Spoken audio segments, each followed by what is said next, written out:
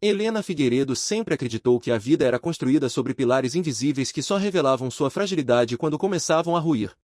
Durante quase toda a sua existência, ela se esforçou para manter cada um desses pilares de pé, equilibrando trabalho, família e sonhos silenciosos que guardava para si mesma.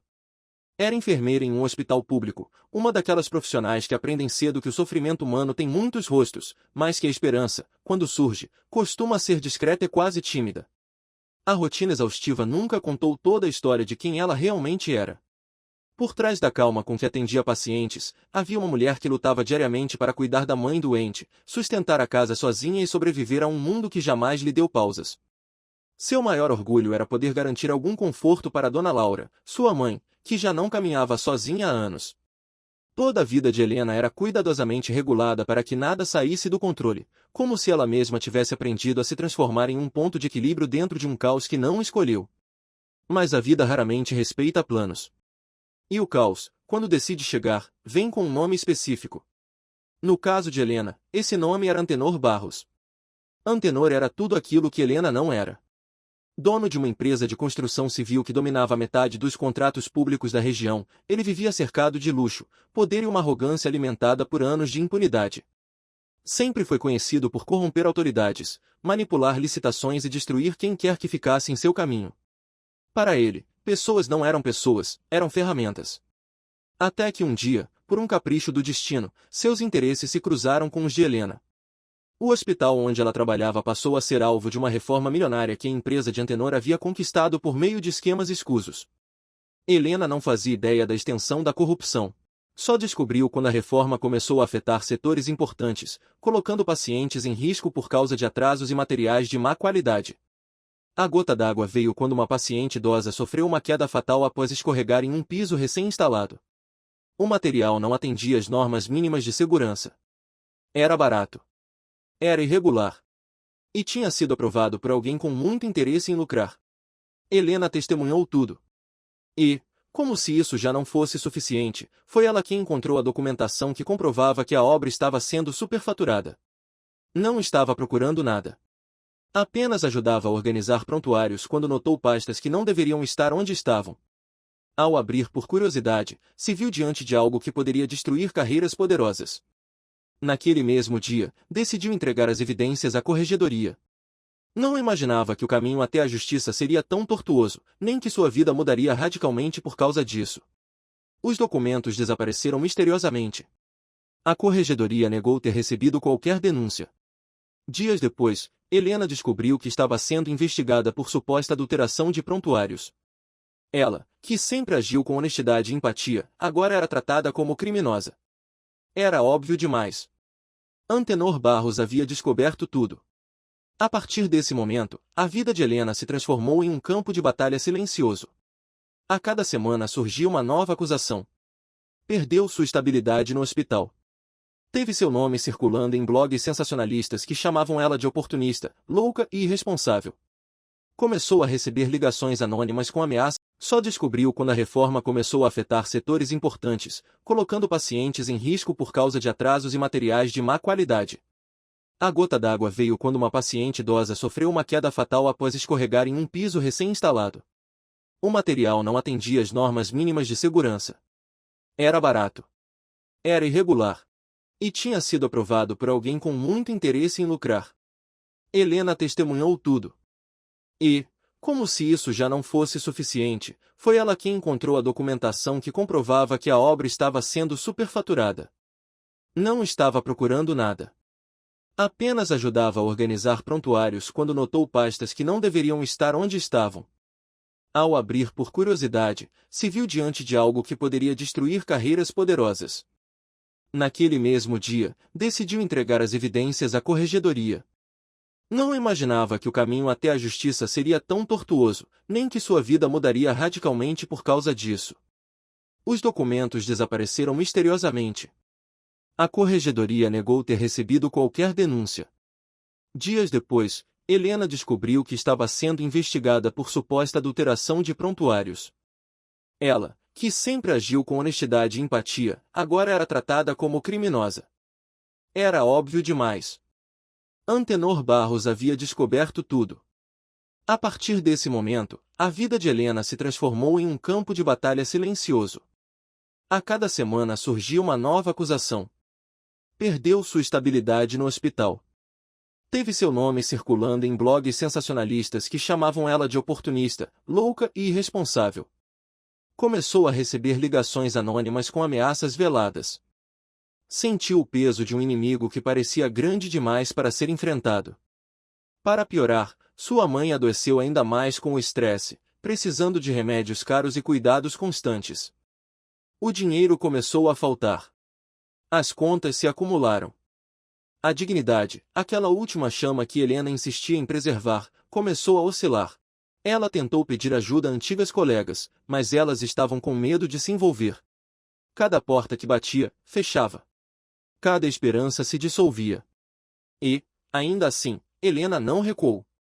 Sabia que se desistisse, estaria assinando a sentença para que mais pessoas continuassem morrendo por causa da ambição de Antenor. Foi então que decidiu procurar o Ministério Público diretamente. Levou tudo o que conseguiu salvar das pastas que havia encontrado, embora soubesse que não seria suficiente para derrubar alguém tão poderoso. E, de fato, no início, não foi. O promotor responsável parecia mais interessado em evitar problemas do que em solucioná-los. A única pessoa que realmente deu atenção ao caso foi uma jovem assistente jurídica, Marina Braga. Diferente de todos os outros, Marina ouviu Helena com atenção verdadeira, analisou cada detalhe e prometeu que não deixaria aquilo morrer engavetado. Dias depois, Marina procurou Helena em casa, trazendo notícias alarmantes. As pessoas envolvidas na investigação interna haviam sido substituídas misteriosamente. Alguém muito influente estava claramente protegendo Antenor. Mas Marina não recuaria. Disse que precisava de mais alguma prova que conectasse diretamente o empresário às irregularidades. Helena passou semanas tentando lembrar se havia ignorado algum detalhe importante. Foi quando teve uma ideia ousada. Sabia que os engenheiros da obra costumavam guardar relatórios diários em tablets corporativos. Esses relatórios eram enviados para um servidor interno. Se conseguisse acesso a apenas um deles, talvez encontrasse algo mais sólido. Mas como entrar na área restrita da obra? Esse plano seria loucura para qualquer pessoa, mas para uma mulher que já havia perdido quase tudo, o risco parecia aceitável. Na madrugada seguinte, Helena saiu de casa com um moletom velho e uma coragem que ela mesma não reconhecia. Chegou ao hospital pela entrada dos fundos. A obra estava parcialmente parada, mas alguns vigilantes faziam rondas. Esperou o momento certo e entrou pelo corredor leste, onde sabia que deixavam equipamentos carregando. E ali, como se o destino ainda tivesse alguma piedade, encontrou um dos tablets ligado na estação de recarga. Não tinha senha. O engenheiro provavelmente não se preocupava com seguranças básicas. Enquanto suas mãos tremiam, Helena procurou relatórios, fotos, gravações. E então encontrou um vídeo. Uma conversa gravada pela câmera automática enquanto o engenheiro discutia com o gerente sobre a pressão de Antenor para reduzir custos e substituir materiais. O áudio era claro, direto, brutal. Uma prova irrefutável. No momento exato em que clicou para enviar o vídeo para seu e-mail pessoal, ouviu passos se aproximando. Desligou o tablet e o deixou exatamente como encontrou. Saiu devagar, depois rápido, depois correndo, até chegar à rua. Estava livre, mas sabia que Antenor perceberia em questão de horas que o arquivo havia sido acessado. E percebeu. 3 dias depois, Helena encontrou sua casa revirada. Não havia sinais de arrombamento. Nada fora roubado, mas tudo havia sido revistado. Era um aviso. Ou talvez uma ameaça. Apesar do medo crescente, Helena entregou o vídeo a Marina. A partir dali, os acontecimentos ganharam velocidade. A imprensa começou a receber vazamentos anônimos expondo a empresa de Antenor. Protestos surgiram em frente ao hospital. O Ministério Público, pressionado, abriu oficialmente a investigação. E Antenor, pela primeira vez, sentiu a ameaça real de perder tudo. É claro que ele reagiu. Entrou com ações judiciais contra Helena, tentando acusá-la de invasão, furto e difamação. Colocou detetives para segui-la. Tentou comprar o silêncio de Marina. Mas já era tarde demais. A opinião pública havia mudado. Cada passo desesperado que Antenor dava apenas o afundava mais. O ápice ocorreu quando o vídeo vazou completamente para a imprensa. Era impossível esconder. A partir desse momento, Helena passou a ser vista não como uma criminosa, mas como uma mulher corajosa que enfrentou um gigante. As pessoas, antes indiferentes, começaram a oferecer ajuda. Médicos se prontificaram a cuidar de Dona Laura gratuitamente. Vizinhos traziam alimentos. Voluntários criaram uma vaquinha virtual para que Helena pudesse pagar advogados e continuar a luta. Depois de meses de tensão, o julgamento começou. Um tribunal lotado. Repórteres, curiosos, autoridades. No centro de tudo, uma mulher que apenas queria justiça. Durante o processo, Antenor tentou de tudo para intimidá-la com seu olhar frio, mas Helena não desviou os olhos. Contou sua história com firmeza, coragem e uma dor silenciosa que comoveu todos presentes. Marina, brilhante e determinada, apresentou provas incontestáveis. Peritos confirmaram a autenticidade do vídeo. Testemunhas revelaram detalhes chocantes. A verdade finalmente encontrou espaço para respirar. No final, Antenor Barros foi condenado. Perdeu contratos, perdeu prestígio e, por fim, perdeu a liberdade. Para Helena, foi como respirar pela primeira vez depois de meses submersa. Não era apenas uma vitória judicial. Era a prova de que, mesmo quando tudo parece perdido, a integridade ainda pode vencer a corrupção mais profunda.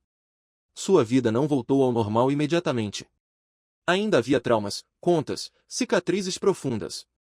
Mas também havia esperança. O hospital a readmitiu com honras. Dona Laura teve acesso aos melhores tratamentos.